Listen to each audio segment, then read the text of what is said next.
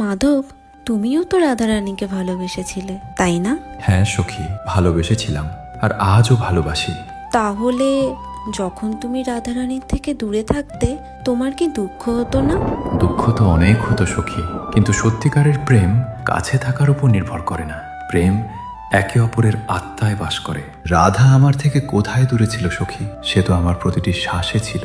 দূরত্ব ছিল শুধু শরীরের, কিন্তু হৃদয় তো সব সময় একসাথেই ছিল। তাহলে এটাই কি সত্যিকারের প্রেম? হ্যাঁ সখী, যেখানে মিলনের চেয়ে অপেক্ষা বেশি গভীর হয়, যেখানে পাশে থাকার চেয়ে অনুভূতি বেশি গুরুত্বপূর্ণ হয়, সেখানেই সত্যিকারের প্রেম থাকে। আমাদের সবাইকেও কি এইভাবেই ভালোবাসা উচিত?